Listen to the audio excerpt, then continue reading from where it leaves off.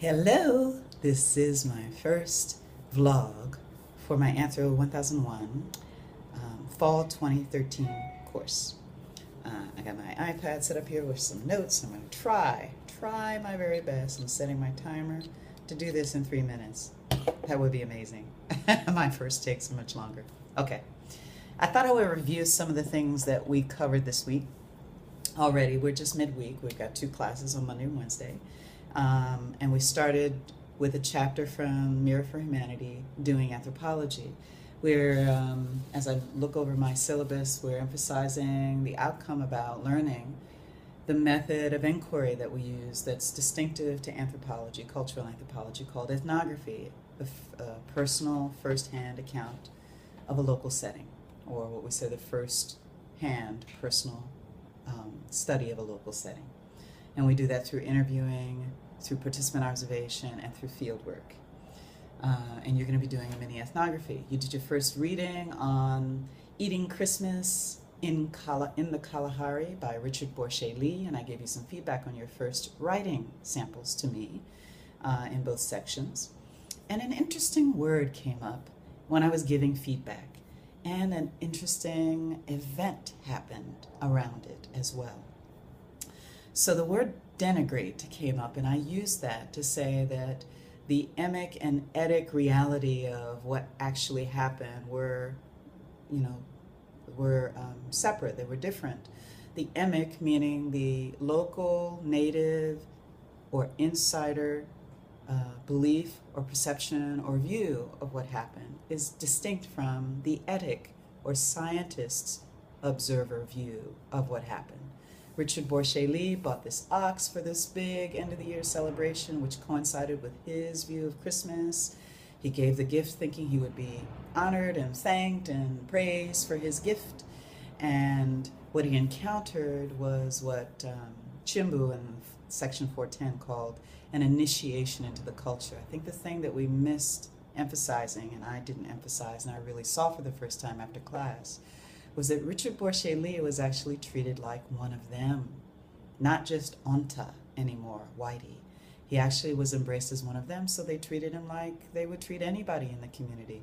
It wasn't denigration, but the word denigration is interesting. It comes from the Latin. It has origins in late Middle English and Latin, in the sense of blacken or make dark, from the Latin denigratus, or blackened, when black had a negative connotation. It still does. So as we move into the chapter on language, you'll see how sociolinguists look at language and how it shapes thought, and how it shapes feelings, and how it shapes understandings of other cultures. It also means to, the day prefix means away and completely, and migrare means Niger or black. So the actual definition is to criticize unfairly, disparage. So maybe you can understand why I said word choice wasn't accurate for denigrate. From an etic standpoint, it's not necessarily accurate. And Richard Borshay-Lee's etic terminology he used was that they had an obligatory insult. That's what the scientists' definition of what happened was. The ethnocentrism in the word denigrate is not intended. We don't intend to do that. We don't even know that language is using us. We don't just use language, it uses us. And one of the students came to me afterwards who had happened to write this in her paper, and she felt that she was doing something wrong, when these are opportunities to get something about who you are in the world, how your lenses are shaped, and how you could grind your lenses in a new way. She is from a European country where she was raised in a classroom environment where they used poetry and metaphors to talk and inquire deeply and critically think about things. A very different system of academic learning than she has been experiencing here at Baruch. So she's been experiencing culture clash because there's still not full adaptation. In fact, she may be maladapting to the environment because it's really not been going well for her. So it's really interesting to see how something that we do actually can be studied still as ethnography, as the study of the local first-hand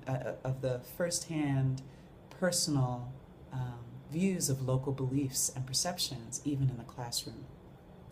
So I'm going to leave you with, at 5 minutes and 12 seconds, it's more than I thought, but at least it's less than my previous take, which was 11 minutes. The work action tracker has a mistake in it. It has two coinciding consecutive weeks that say 11-4 and 11-5. So that 11-5 week needs to be the next week. So you'll find an updated tracker under notes and handouts on Blackboard. So just go there. You'll not only find the online version that I can update, and it'll always update automatically. You can also find a downloadable Excel version, which you could use and then keep the paper copy to mirror what you have on your digital version on your computer. The other thing is that there was a great question that came up that was relative to a lot of feedback I gave people about you must cite and you must type. Those are the two things I'm now requiring. Those people who have spelling errors, you can't spell check if you write your papers. So you got to use the digital technology we have. It's a great resource. I'm going to send you a playlist and put it on the notes and handouts section on Blackboard. It's 15 minutes you can watch to learn about how to use Wikipedia effectively. It also has a link to a thing called Strunk and White's Elements of Style, which for those people who are not native speakers of English, this will help you write like amazingly. One of my Russian students years ago totally transformed his writing in 3 weeks from reading this little book, which is now available in outline form on the link under notes and handouts. So remember, always cite, read the syllabus, page 8 and 9, on all of the feedback I give on writing and on how to cite and how to stay honest and integral with how you write academic college papers. Notice that I asked you to read it twice and not but one or two of you remembered to do the citations even though I asked you to read that. So that's just, we're going to remember, forget. And I invite you to go online and do a search to find the credible sources. So here's some things about credible sources. How do you know it's a credible source online that you're using to use a citation for your papers or for your homework?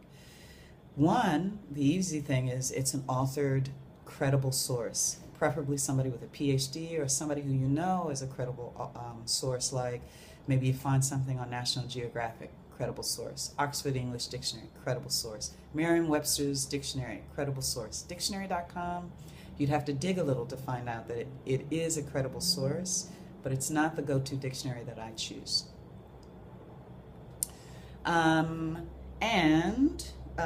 Here's a couple of sources that I found that were credible. I found a fascinating cite by Dr. Orville Jenkins, Ph.D., which I'll send and post to you on notes and handouts. And I found a PDF by Borshe Lee himself that further expanded on the research he's already done. So you could look for existing further research by the author of the ethnography we're reading for the week instead of looking for something randomly. So that's my vlog for this week. It's 8 minutes, it's a little long. Maybe it'll be shorter, but you know how we academics are long-winded. So, thank you. Please leave comments below if you like this. If you want more of it, leave comments below. Like the video if you like it. I want to see if this might work as a regular practice for professors in their teaching. All right, take care. Bye. See you on Wednesday.